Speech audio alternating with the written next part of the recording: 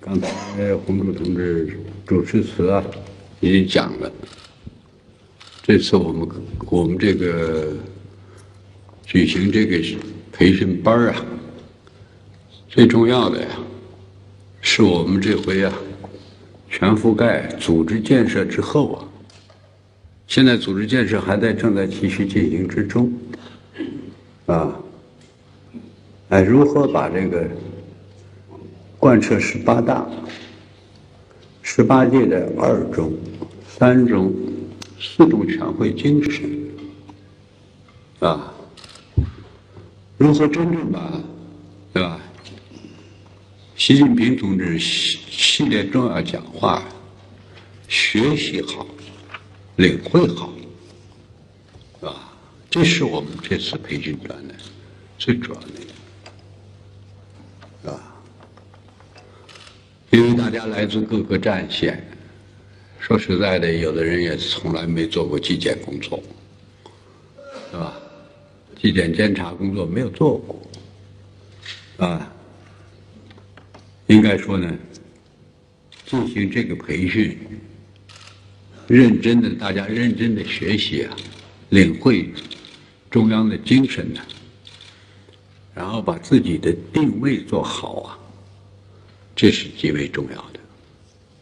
所以这次培训班，中央纪律检查委员会啊、常委会啊是高度重视的，啊，我呢比较早的呢，就自报奋勇说这个班太重要了，我到时候啊，我要讲第一讲，是吧？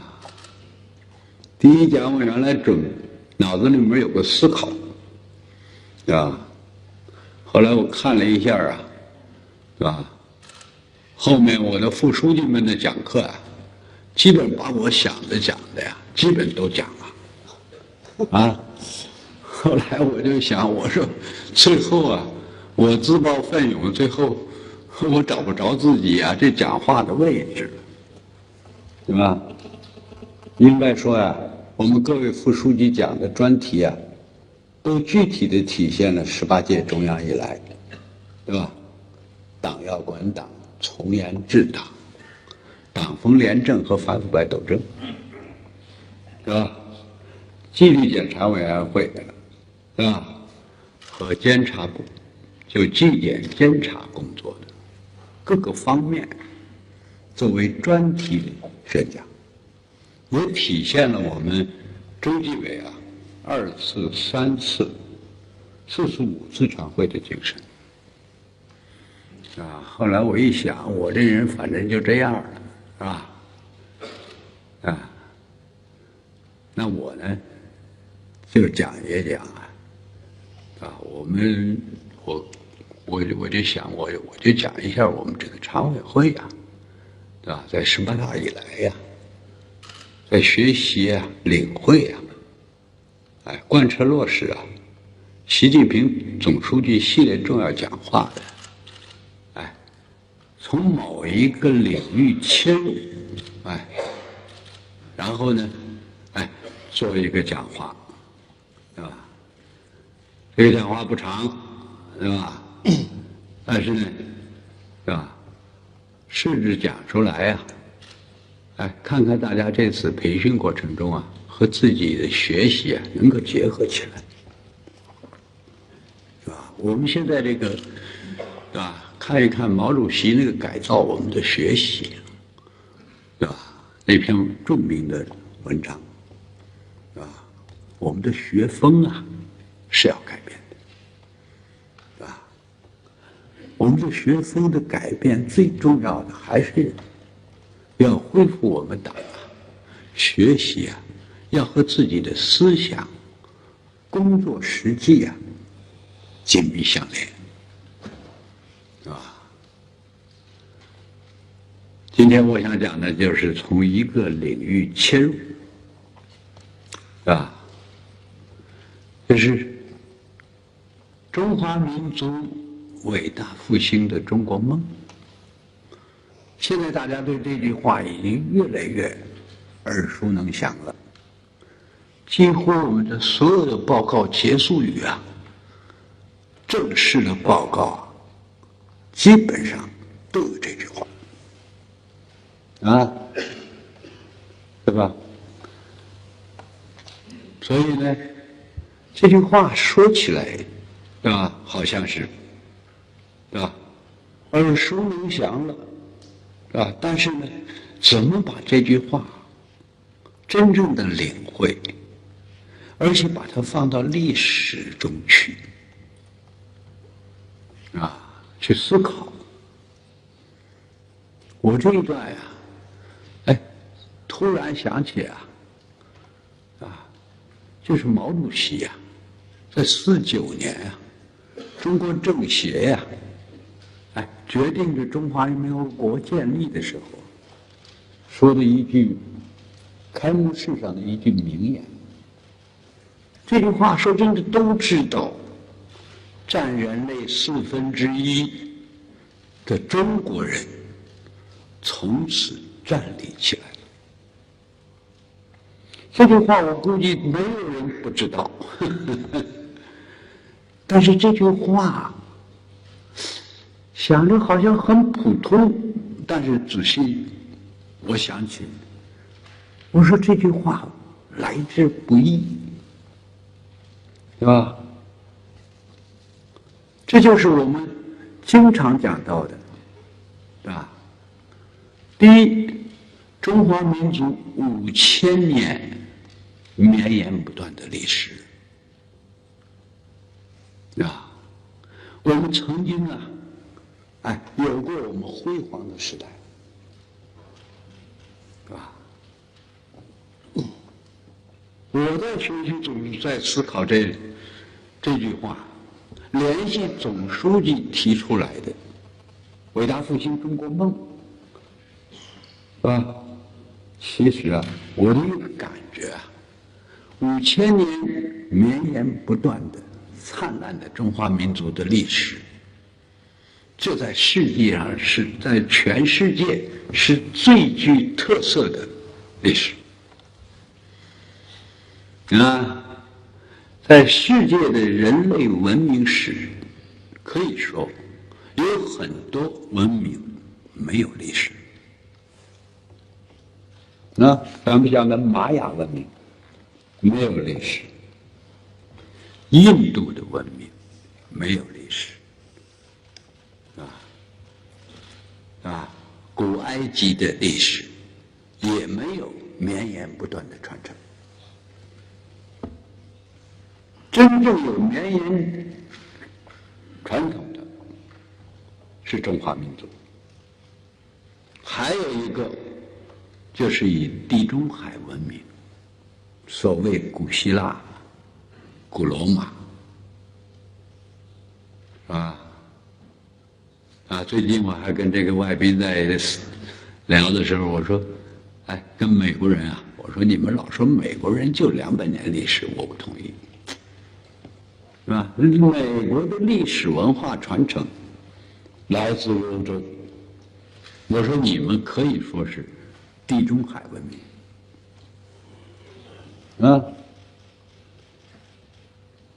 这个有文明还必须具有历史，它是什么？有前提的。你看现在考古发现了玛雅文化的很多历史，是吧？古埃及的很多东西，是吧？是吧？杭生同志，你的外交部的说的不对，你这个里通外国，你可以提出来是吧？是吧？实际上是这样的，对吧？这个标志就是说，它必须有纪年，而且有文字的记载和传承。很多文明断没有记载，完全现在靠考古发掘在恢复。你看中国也曾经有过中国到现在也说不清楚这个西夏国，历史上有这个西夏国，也有西夏文，现在变成什么？变成考古了。为什么说古希腊、古罗马，它这个历史它算是一个有记载的历史文明？就是什么呢？就来自于古希腊的希拉多德呀，这个人曾经写过一本书，就叫做《历史》啊。这个人大致在公元前5世纪，是吧？我个人的这么一个思考啊，有的人说，相对，日本人说，相对于这个中国人的文明的传承和希腊差不多，和这个地中海差不多。希腊他讲司马迁，我说那不对，真正中国要说有记载的历史，要从孔子算起。春秋嘛，你看咱们春秋，孔子所记的叫春秋笔法，司马迁都是以春秋笔法为著称。历史的记载，咱们现在最早的都是应该说从编年上来讲，应该说我们有，是吧？左氏春秋、谷梁春秋、公羊春秋，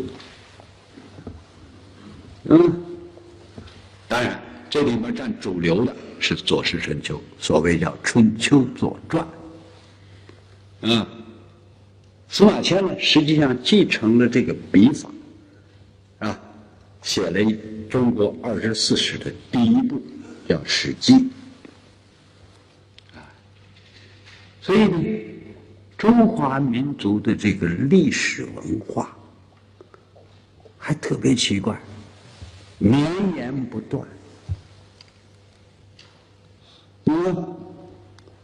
承继下来了。我前一段到河南那个安阳看了一下殷墟说像这中国这个甲骨文象形文字以至于一直传承到今天的中国字都能看出来中华文化的从文字上的一脉相承的传承，这在世界上可没有。包括地中海文明，古希腊语到底是什么将来你们可以查，没什么，没记录下来因为他们什么？他们是拼音的，我们是什么？对吧？表意，他们是表音，他们的文字是表音。试想中国如果说要表音的话，这中国得多少国？就说得有多少种文字是不是？洪州同志在浙江工作过，你说那温州语，我的妈呀！那温州语整个浙江人都听不懂。我在广东工作过，汕头话，广州白话，对不对？是吧？不通相互之间不通，对不对？所以说这个传承绵延不断，生生不息这是中华文化屹立于世界历史上是一个不朽的传奇，是吧？我们叫做中华儿女中华的子孙对不对？所以我想呢，在历史上，对吧？应该看到这一点我也记得有很多包括我自己在青少年时代学历史就喜欢什么呢？就喜欢这个，是吧？看古代史然后甚至呢，一直看到唐代都觉得特过瘾，到宋代就觉得有点问题了。最怕学的是什么史最怕学近代史。咱们这近代史断代一断就断到哪儿了？1840，啊，这1840的历史啊，就看着呀，心里面就纠结也郁闷，啊，难过，是吧？鸦片战争啊，用当时帝国思想的一个醋罐小国，怎么就，也就700把人呢，就把中国的门户打开了，割地赔款，是不是？对吧？第一次鸦片战争，第二次中日战争，对不对？人家炮舰就能顺着海边一直往北走，然后进了淮河上天津，在浙江是打哪儿是哪儿，其实没多少人，然后再想，是吧？中日甲午战争，现在一看这甲午海战，是不是？然后是什么？日本和俄国在东北打仗，日俄战争，在中国的土地上，两个外国打仗，抢什么？抢中国的利益，对不对？进而呢，是吧？我们再看，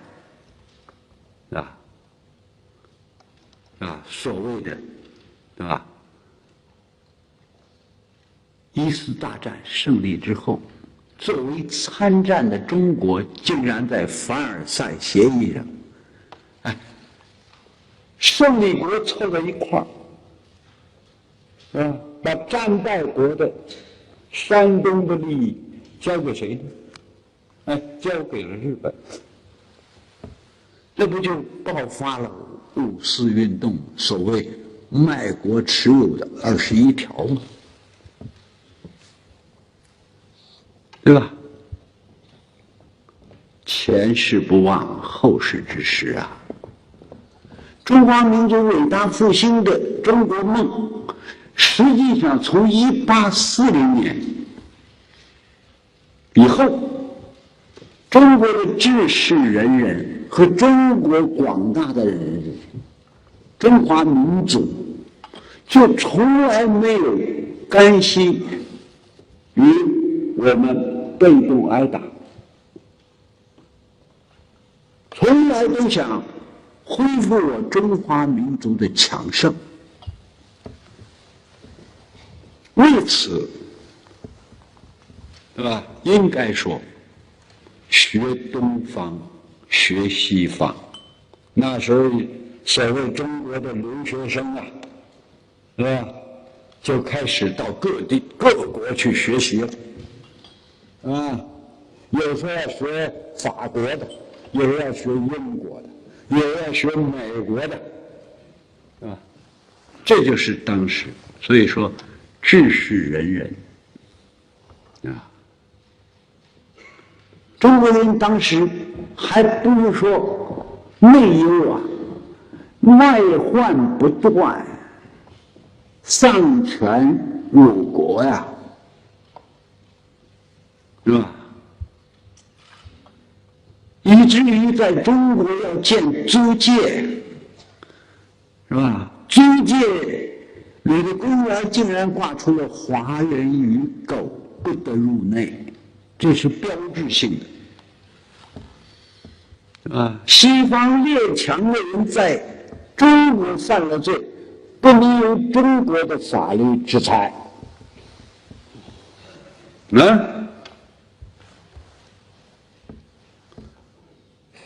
如果放到这个历史的回放中，我们不能忘记这样我们就理解了为什么毛主席在天安门用了个人民英雄永垂不朽。我又联想起后面那个碑文呢，由周总理书写的，实际上正写的名义讲的什么？讲的就是1840年以来的治世文人呢，啊。那么你们想一想，为什么毛主席用的是人民英雄啊？实际上就是他囊括了整个中国，啊，中华民族的历史上的英雄，为中华民族的强盛、独立奋斗的英雄，是吧？说真的，我和一些同志们讨论过，我说你看主席还真有点，他没有用革命英雄，对不对？他用了个人民英雄，和背面的碑文正好配合起来，然后和整个那浮雕配合起来了。你看那浮雕，从什么？从鸦片战争。1840，对不对？整个的浮雕写了中国近现代史，所以我们学习总书记讲话，大家都说总书记有强烈的历史责任感，对不对？啊，也有那种什么，啊，深沉的使命忧患感，顽强的意志品质，啊，什么叫强烈的历史啊？你们要把总书记系的讲话看一看，他大量引用中华文化、历史文化中的灿烂的篇章。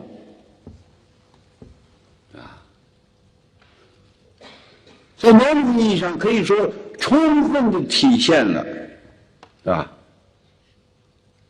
马克思列宁主义的历史唯物主义。所以我们现在学总书记讲话一定要和历史把它放在一个中华民族5000年的文明史放到什么1840年以来，其实中华民族已经就在开始了伟大复兴的斗争。什么叫复兴啊？复兴这个词儿是什么？恢复兴起啊！那就是说中华民族曾经是站立在全世界，我们的历史的大部分历史，在人类的历史中，我们是什么？我们是名列前茅啊！这就是中华民族在世界人类历史上的地位啊！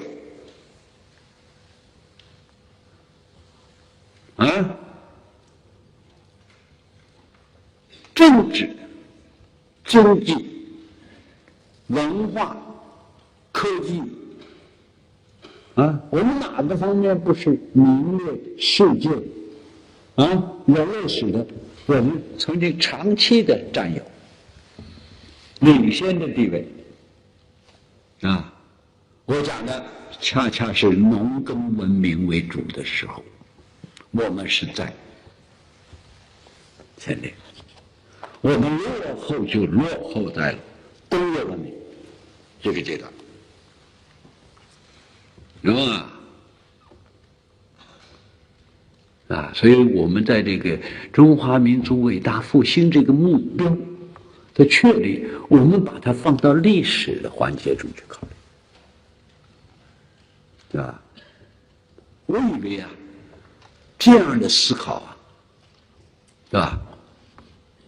可能更能够深刻领会，对吧？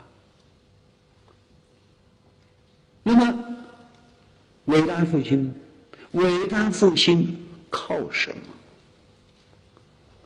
这就是刚才历史证明，在若干探索、实践和艰苦卓绝的斗争中，过程中，最后以中国共产党为代表的中国人民选择了马列主义，选择了社会主义。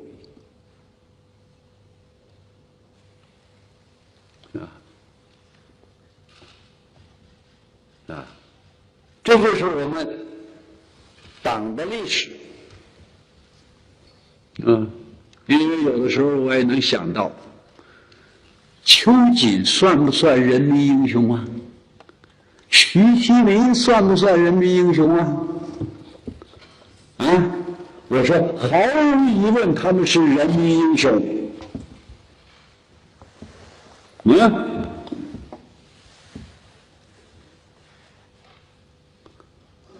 孙中山领导的同盟会，最早的国民党在推翻满清腐朽政权的时候，是不是人民英雄啊？毫无疑问，人民英雄，是不是？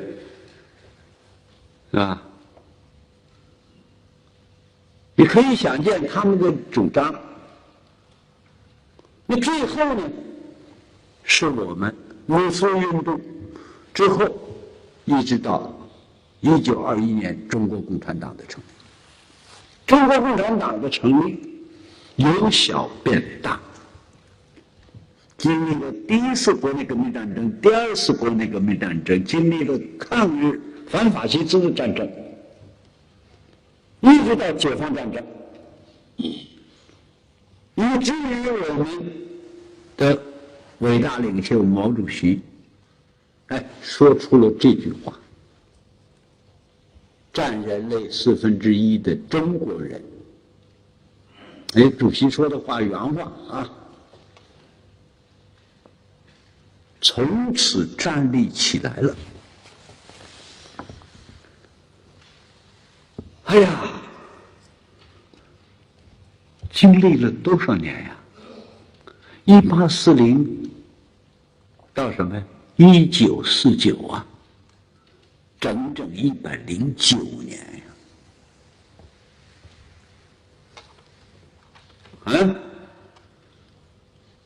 这个历史我们，对我们理解我们这个党，对不对？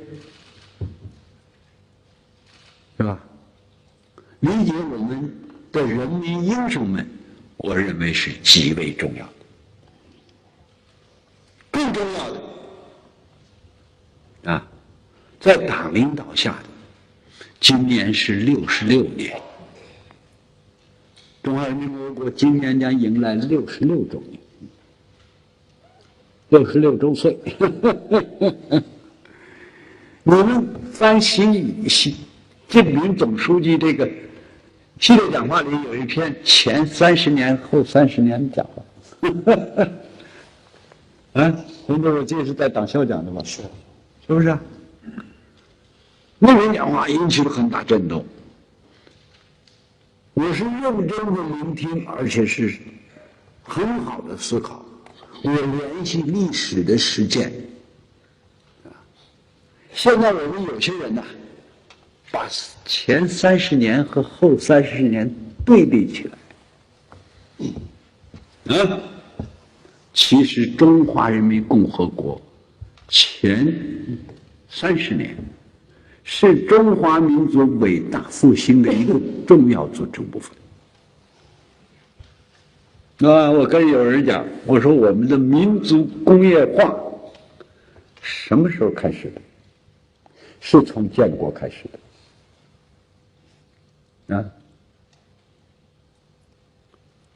我们可以说，在文革结束的时候，也就改革开放前，我们已经拥有了比较完备的民族工业化的基本的基础。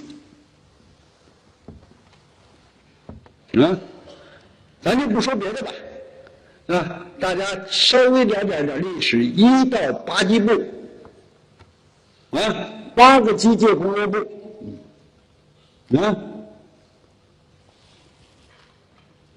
对不对？怎么分出来的？别说好好的认识一下，我们这里面有驻部的纪检组组长，你们知道吗？啊，工信部的同志应该能说清楚吧？啊，对不对？我们能把卫星送上天，把原子弹爆炸了。更可贵的，有很多人没认识到，但是我的历史思考里有这条。我们后来改革开放的这些人是谁培养的？恰恰是中华人民共和国解放后，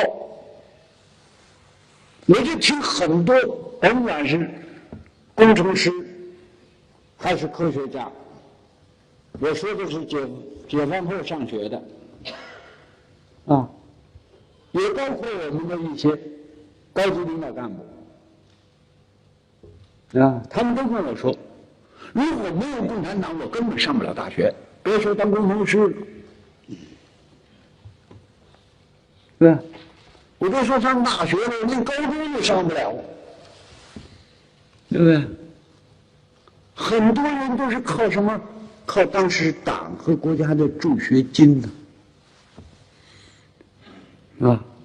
我估计在座的岁数大一点的，可能还有这个知识，起码了解，起码比我们再大一泡的，比我再大一泡的人。很多人都想是都知道，我就听他们讲过，没有中国共产党，没有中华人民共和国，我们上不了学，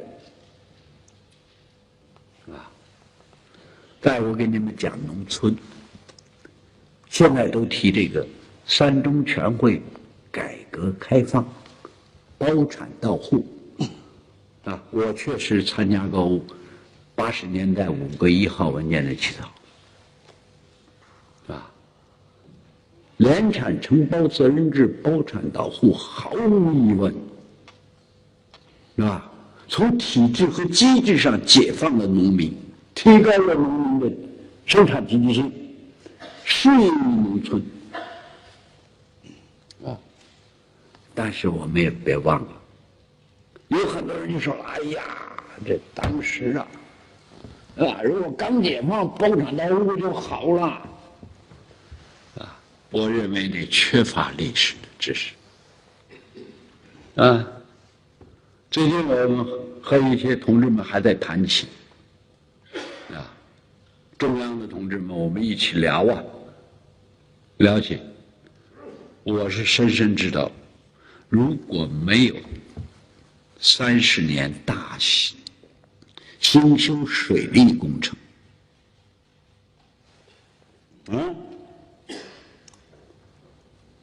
是吧？那天说起来南水北调植树嘛，到那个南水北调团城湖那边去植树，中央就说起这个南水北调，说起丹江口水库，还有你那个浙江的新安江水库，什么时候修的？59年。同志们，我前一段到河南看了红旗渠，什么时候修的？最困难时期修的呀，对吧？如果没有那样的水利工程，我还想，我说幸好修了。那时候修，说淹谁就淹谁，说拆迁就拆迁。湖北的同志都知道，新安江的、浙江的都知道，那水库淹了多少。有的是整个县城被淹了，2个县，后来合成1个县。请问现在再修这样的水库，你们想一想得什么成本呢？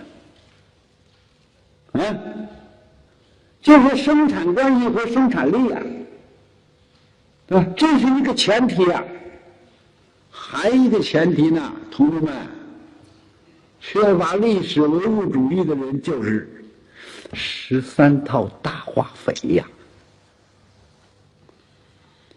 还有毛主席提倡的这个农业的那个8字方针土肥水种密保管供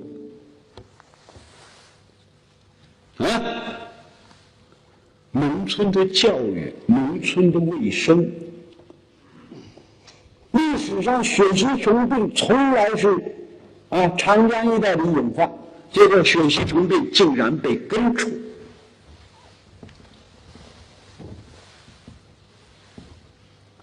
你知道这是多重要的劳动力素质啊，身体素质是吧？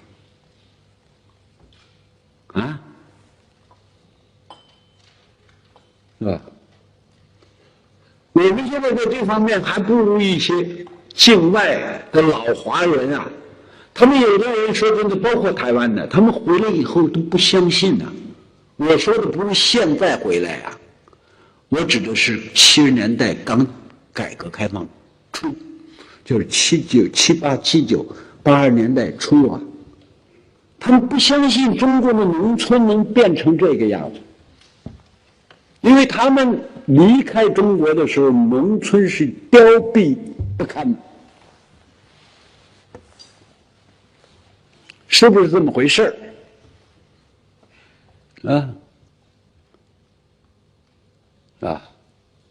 是想死。我那次看着这个，我是上一届，我这是老看着这个他们这个外交部就为这个伊朗拥核呀，朝鲜拥核呀，是吧？你看那个美国呀，就盯住了。我记得我们大家有时候议论的时候常说起，说要不是老人家那时候有远见呀，在那么困难的时候勒着裤腰带17年没涨过工资同志们，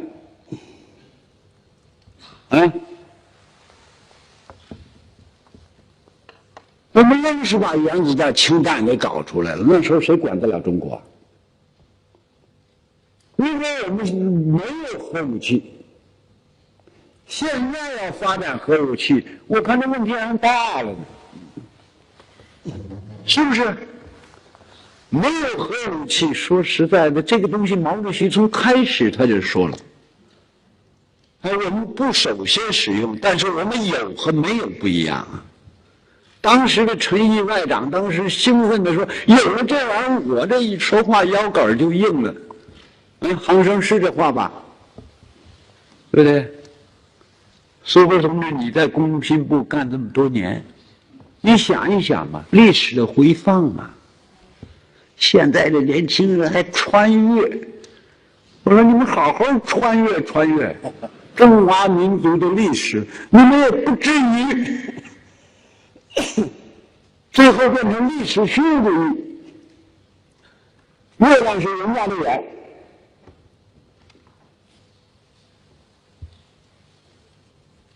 你们也不至于没有爱国主义的这种情怀，也不至于没有对中华民族灿烂的历史文化的这种骄傲、自豪和自信。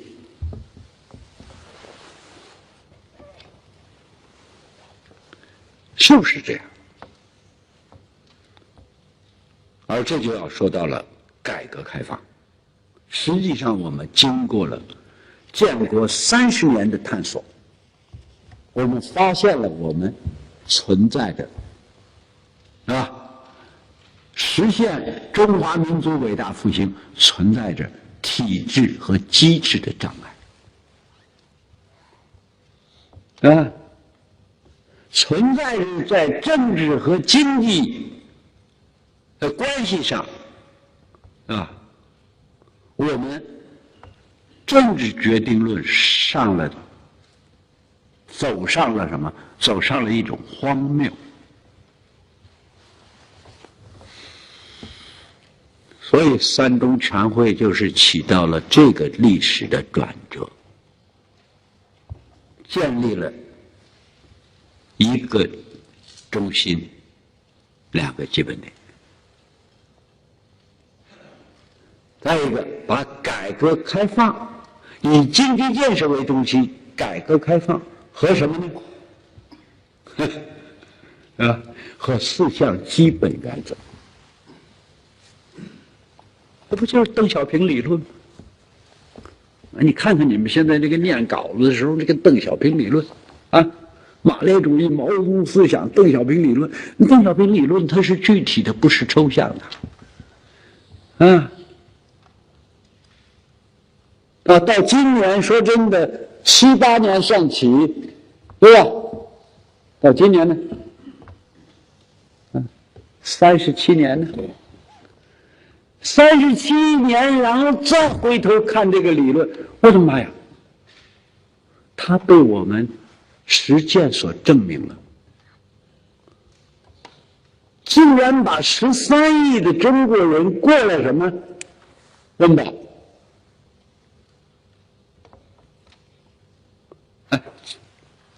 基本实现了小康，在这个过程中，全中国人民受益，物质和文化的需求原来物质文化都谈不上了想想那个粮票、副食本对吧？这是我们现在都经历过的就现在台上坐的、底下坐的不少同志都经历过的。曾几何时，现在谁还能记住粮票？粮票都进了博物馆了，现在能把全国粮票、所有粮票都积累起来的人，跟集邮票一样的。是不是？我请问，在世界，毛主席说占1/4的中国人站立起来了，我们经过了50年的奋斗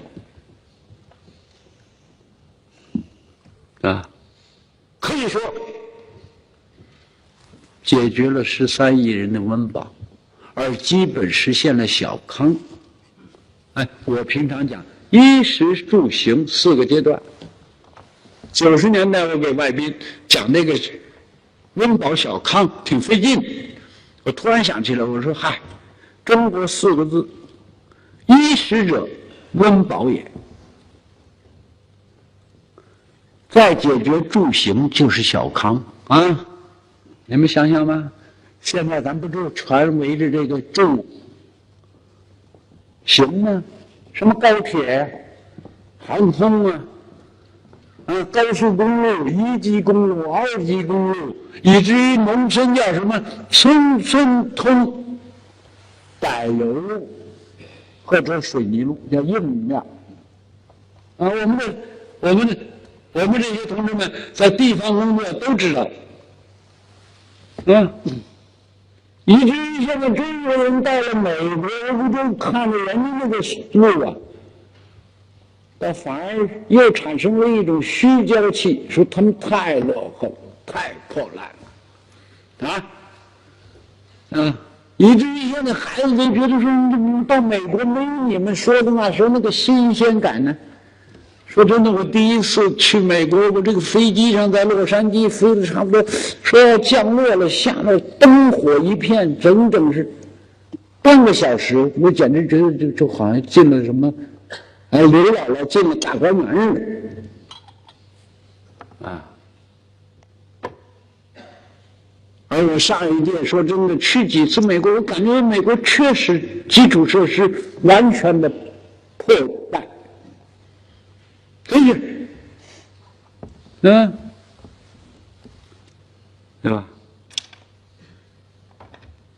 吧？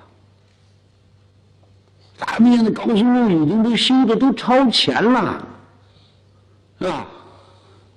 有些高速路修的说实在没车车流量小交通部纪检组的同志应该了解这条是不是？我们把子孙的事都干了，对不对？是吧？但说真的，干得越早越好。只是为什么呢？越晚越干不成了，就是拆迁、赔偿啊，拆到谁家谁不干，是不是这么回事儿啊？所以我还是赞成的。我说妈，基础设施搞了，总归惠及后代子孙。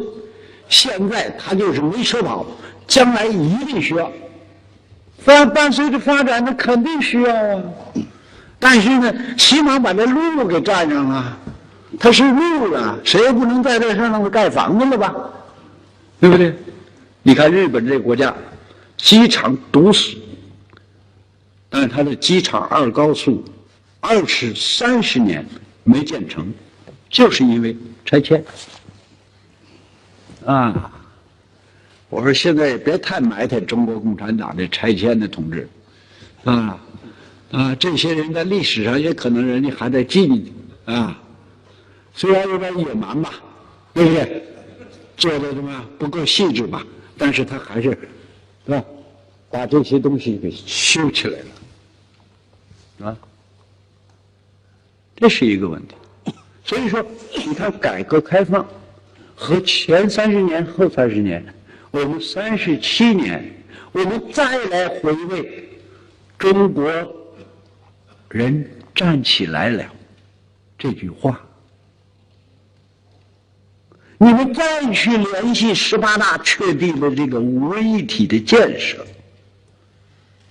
对不对？再去联系讲习近平总书记的系列讲话，再去联想18大所讲的我们对中国特色社会主义道路的3个自信，理论的、道路和制度的自信，是吧？坏了，讲长了，没事，是吧？上午没有别的内容，就这一个。我自己的思考，我觉得我们大家学习啊，18大呀，3中4中啊，学习中纪委的人，一定要把我们的历史，把我们现在的很多的东西和历史联系起来，这是我讲的一层意思。再一层就是中国特色社会主义道路。中国特色社会主义道路也是我们这个伟大复兴中，在实践的探索中，与时俱进提炼出来的。而中国特色社会主义道路的一个核心，也是这个历史能够证明的，是中国共产党的领导。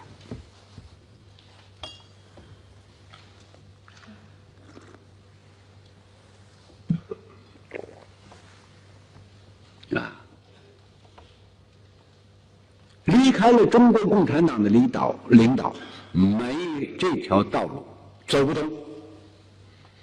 本身这条道路的制度、自信，这条道路的确定，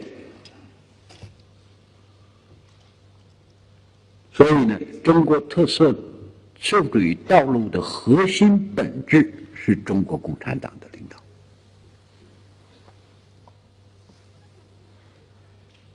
这条我们要毫不动摇，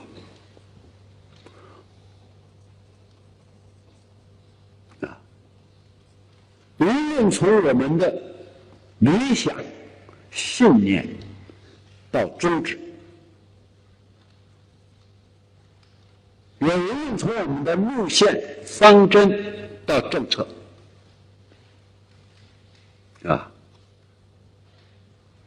中国共产党始终应该说，在坚持着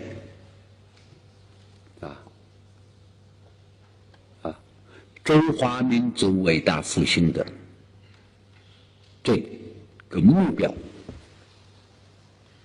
所以我们才确立了2个100年18大，一个到2020年，实际上就是我们党建党100周年，全面实现小康。刚才讲的是基本，啊，然后2049，中华人民共和国100岁，100年，然后就是伟大复兴，就是从2049的基本实现现代化到全面实现现代化，那将是更长的历史征程。用小平同志的话，几代、10几代、几十代。后来我一想，13亿人要都实现现代化，啊，那确实得要很长的时间才能实现，对吧？那么我们面临着危险，我们面临的挑战，18大报告都说清楚了。而你们再看总书记的讲话，实际上无一不是从结合18大的精神，联系当前的实际，以习近平为总书记、党中央始终把脚步，踩在这个点上，坚持着这个方向道路和我们的基本制度，充满着这种道路理论和制度的自信，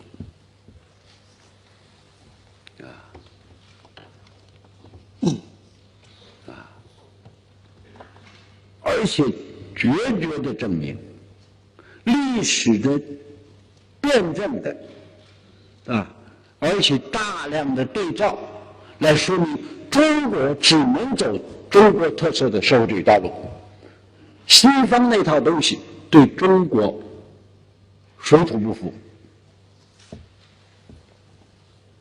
哎呀，这个政治定力的坚定性我们党，特别我们党的高级干部，一定应该从历史和实践中来建立这个自信，这是极为重要的。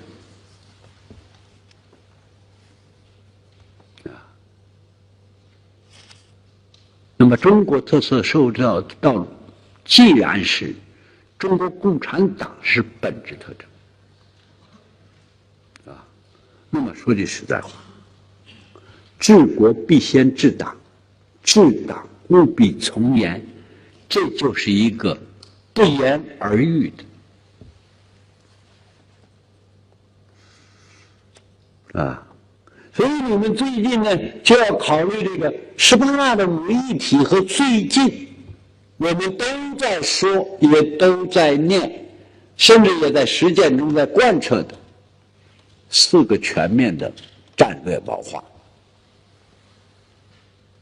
就是习近平总书记提出了一个目标是第一个100年2020年全面实现小康的目标2个轮子，3中全会、4中全会，全面深化改革和全面依法治国。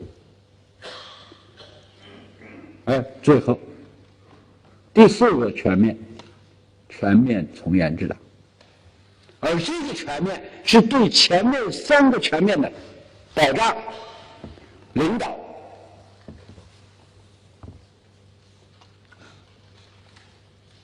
是不是应该这么看，这么去理解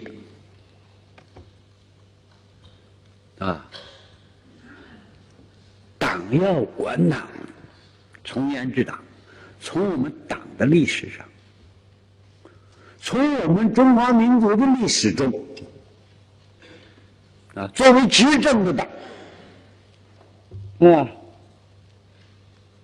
人家说中国的政府就是中国共产党，我看这句话没错，我们应该敢于直面的说这个话。不可否认的现实嘛，对不对？啊，所以全面从严治党。那么说句实话，我们在座诸位在全面从严治党中承担什么呢？是吧？这我得把党章给你们念一下。党章第8章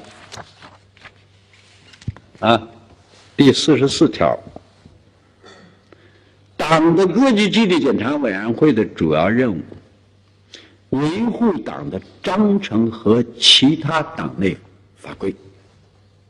记住啊，党章是咱们的任务，维护党章和党内法规是咱们的任务啊。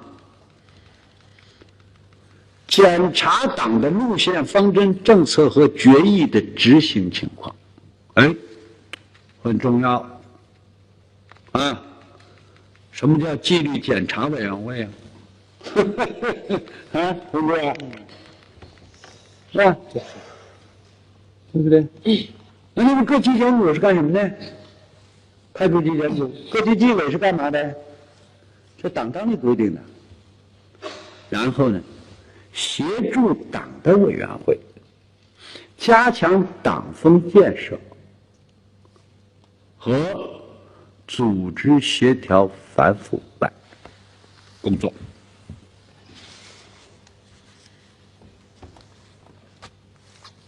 这就是党章，你们不是这次学习吗？将来这谁他们都要讲课的，有一个专门有一个定位问题啊。那请问我们原来的有些纪检组都干什么去了？对不对？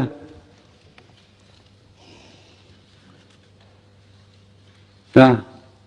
一个个都当了副部长，是吧？然后基本分管这业务，当然也有的分管这党务，分管人事的，是吧？商务部的王和民来了吗？来了王和民就分管人事，因为深获一把手的信任呐，对不对？一般这分管人事不容易。那时候这高虎城跟我说不行，这王和民得分管人事。我说你真信任这纪检组长啊？当然上一届我还分管商务，对不对？我知道，我们有些同志说，这个纪检组长得当什么副主席呀、副行长啊、副部长啊，对不对？副主任嘛，略起一匹。结果党章里规定了我们纪律检查委员会的任务，倒反而置之脑后。那么哪个机关没情况就这一条贯彻中央的路线方针政策上，我们中央部门到底大家坚定不坚定？有没有偏离？你能说清楚吗？我们的纪检组长是这么想的吗？说我是中纪委派出纪检组，我得考虑考虑这领导这件事儿，或者是这个讲话是不是偏离了党的路线方针政策？我们有些事儿是不是机关里有些事违反了党章和党内法规？我感觉我们的纪律检查，不是我不是说我们很多纪委的领导同志，连中国共产党纪律处分条例都没认真看过。党章里有了维护党纪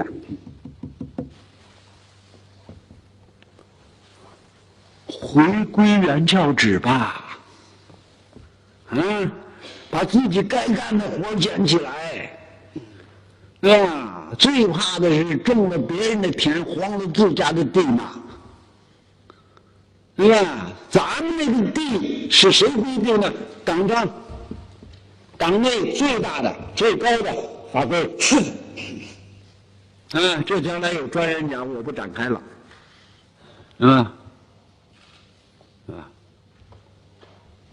这是二中全会精神啊！现在大家都不提二中啊！我告诉你，我们当时中纪委常委会学习二中认真着呢，因为二中全会讲的是什么？转职能、转方式、转作风啊！所以我们3次全会就讲了一个3转嘛，聚焦主愿。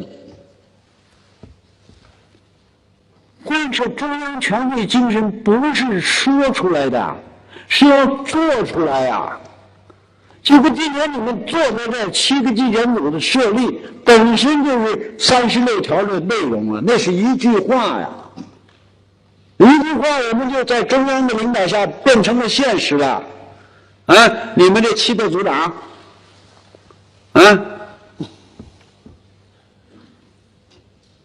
是3中全会的产物，对不对呀？是吧？你们这个7个纪检组就是3中全会的产物啊！那3中全会一物之万金呢，那一句话就决定了你们今儿坐这儿了，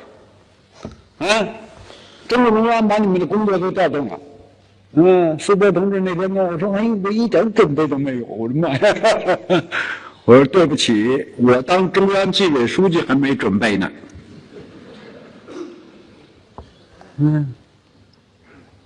你们查查，18大开之前，出乎党内外、国内外之预料之内外，说王岐山当中纪委书记，我敢说，对不对？我这句话不算过分吧？对不对？数学遇上绝没想到说王岐山来领导我们，是吧？怎么可能呢？对不对？谁没想过来？你想他呀？对不对？对不对？实际上就这个，所以我就跟7个组长有的谈话的时候，我说你们就什么都别说了，什么叫中国共产党啊？党叫干啥就干啥，是你当时向党申请入党和举手宣誓时候确定，是不是？我告诉你，我们中纪委现在人事变动之前，我绝不和一般的都不和个人谈，都等党组织定了。我说因为什么？我的历史上好几次我人都是党定了通知我的，没征求过我意见。好像我都把党史翻了翻，好像中国共产党历来这个组织纪律严格的时候都这样的，对不对？当然，有的人事工作也是要事先征求，那是另外的事情，也有这种情况，对不对？但是服从组织的决定，这是必须的。不仅是服从，而且还要好好的干。所以我就说我们这个全面从严治党要从这个角度去理解，和这个我们中国特色社会主义制度这个本质特征，然后就决定。最后我就讲一个，这是前面我已经讲完了，最后我要讲一个问题，就是最近一段我们中纪委常委会越来越认识到了全面从严治党不是指个别人，不是指极少数，就是我们纪委的任务就要像党章那样规定的那样，我们要把党的纪律、党的规矩挺到我们纪委工作的最前沿。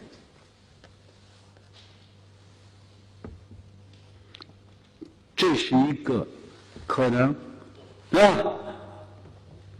吧？最近有的这个纪委书记啊，省里的纪委书记跟我说啊，咱们这个网上把这个挺到纪律前沿啊，咱们这学思践务啊，这篇东西啊，那家伙有的省委书记全批给常委们都看。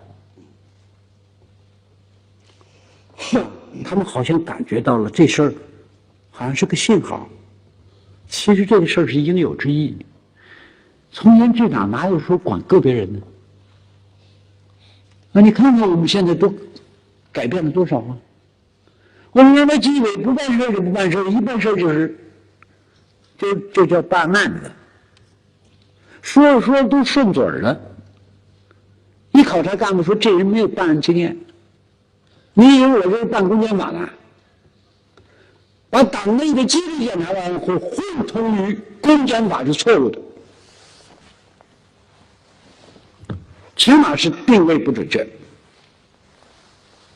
我们这一届说真的，常委会第一次听叫案件线索，我和黄部听了我们这个思维小组所以我觉得不对呀，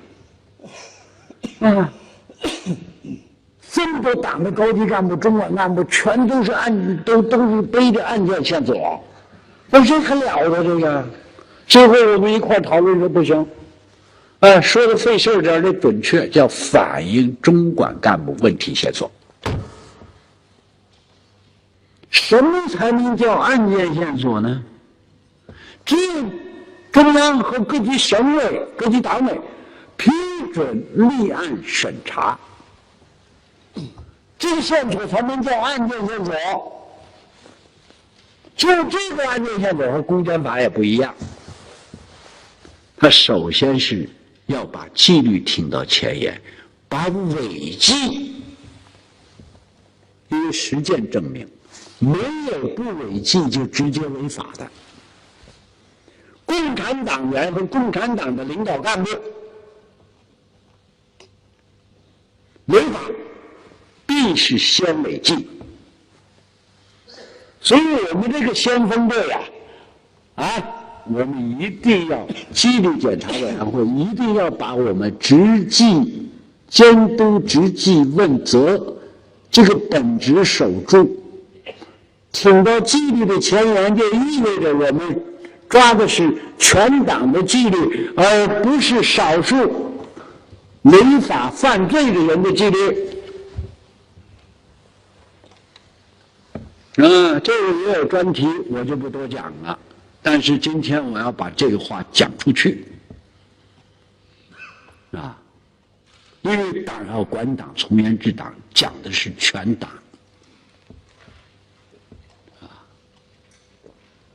因为我们说句实在话，我们中国共产党人这个制度自信西方现在怀疑的我们取得了很大的成绩，刚才我都讲了。另外，我们出现了危险和挑战。而这个挑战主要的最让我们担心的是来自于我们内部，来自于中华人民共和国内部，来自于我们党的内部。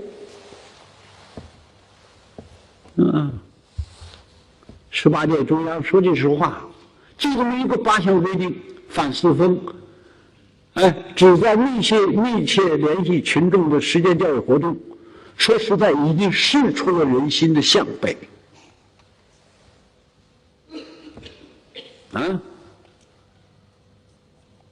而这种对腐败的这种决心、旗帜、立场、态度，也是出了人民群众的向背，对不对？为什么说永远在路上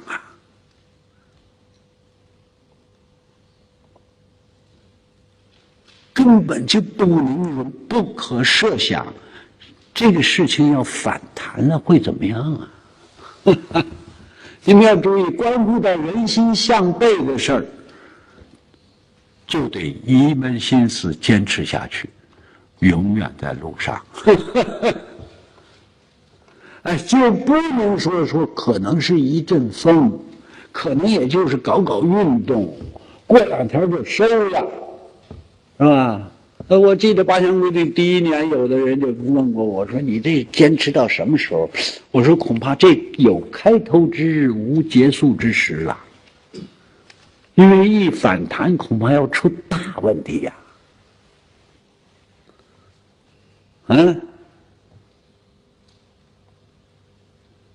对不对？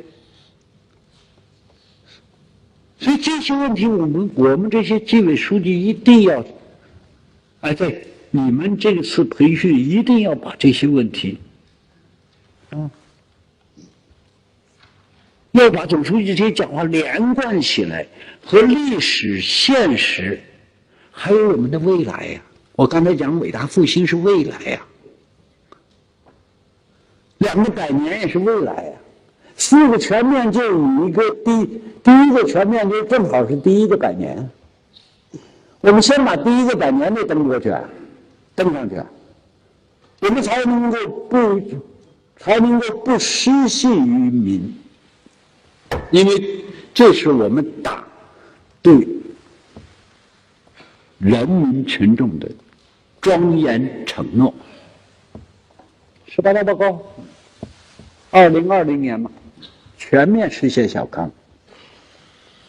现在我们各级党委的领导者说真的干什么事儿，就干这件事儿，实现这个目标。而改革和法治是实现这个目标的必备前提。对不对？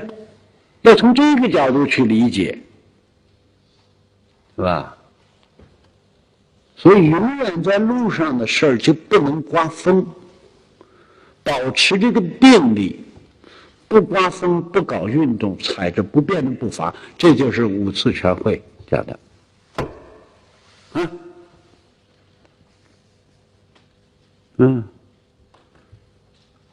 今天早上我看了徐立毅同志写的这个第一次你在这个你们纪检组成立中办纪检组成立的讲话，讲得不错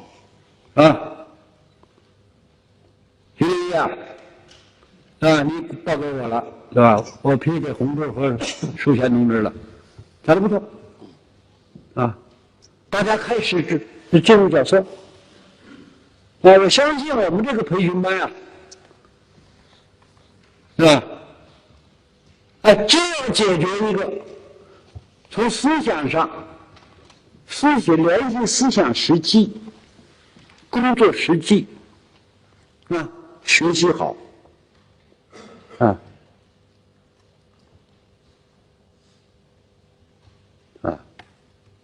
实际上就是什么？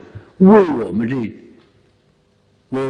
的整个全面从严治党，把我们自己在全面从严治党中的位置找准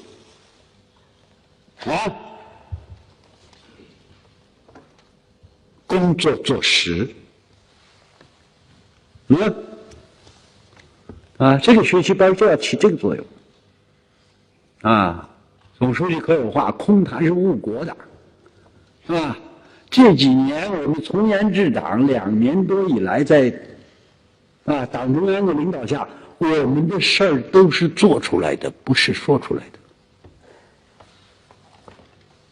就跟我跟外国人说，我说嗨，我们中国特色社会主义道路走到今天，我们这路是走出来的，不是说出来的。就像刚才我讲，你怎么想一想人民英雄纪念碑，对不对？想一想毛主席那句名言，对不对？我们真是走出来的。所以我是觉得我们的培训班今后就要这样办大家可不要凑在一块儿说一通，是吧？表态的话，不重要，我们不是在表态，我们最后实际上是理论联系实际。我们最根本的要坚守着我们党实事求是、求真务实的作风